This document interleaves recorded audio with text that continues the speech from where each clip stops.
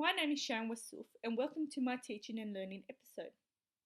In this episode, I will talk about a lesson that I did on my prac at the Maronite College of the Holy Family. This school is an independent school for the Lebanese Catholic community of Harris Park. Student socio-economic status ranges from low to high.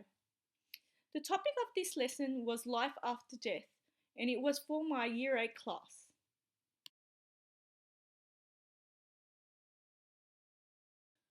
What I want to achieve for this lesson is an open discussion about life after death, what it means to the students, and how it's understood as part of their faith as Catholics.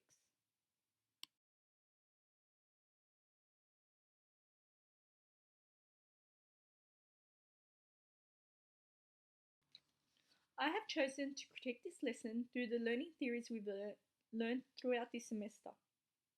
After the opening part of the lesson, I thought I'd introduce this topic, life after death, by drawing on my own experience when my father passed away. I was the same age as the students in my classroom when this happened, and I thought to myself, what was really death? So I expressed that in my conversation. As I spoke, what happened next was nothing I would expect. One of the students in my classroom began to cry, and other students soon followed. I had realized the students in my classroom were reflecting on people in their lives who had passed and the emotional attachment with this experience. The theory behind their reaction to this topic was challenging their needs from a humanist approach to learning. For these students, the topic life after death expressed that part of their humanity and how it's connected to their Catholic faith. This leads students to think, am I a good person in front of God?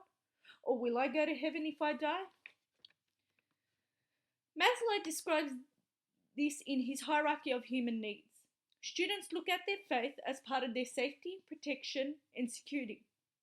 Once the basic psychological needs are satisfied, we seek a sense of security and stability. Also, the faith gives them a sense of belonging and love as part of the church community and part of God's children. According to Gonzalez de Haas, Maslow explains this as students have a deficiency in their needs, and when their needs are unmet, they are motivated to learn to attain those needs.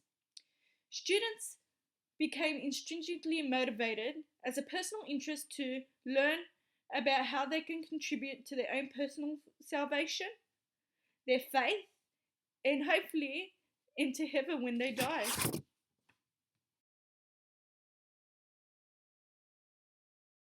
The second activity in this lesson was a Think, Pair, Share activity. Students were given a quote and asked to discuss in pairs what it meant. Some of the quotes were, hell is a place of torment and suffering, and they would have to answer questions like, does this reflect the Catholic perspective? Once done, they would share their ideas with the classroom. The theory that was used in this activity is Vysotski's social constructivism, which is social interaction and zone of proximal development. Social interaction uses interaction with others, such as peer tutoring, to construct answers for the class to find out. This also allows the teacher to understand the zone of proximal development of the student. According to Holloman, the zone is defined as the difference between a learner can do unaided, what they can achieve with the support of a teacher, and what they do not fully understand right now about this topic. This allows the teacher to scaffold any future activities if needed. Think, Pair, Share activities is a great example of social constructivism as students interact with the teacher in a classroom.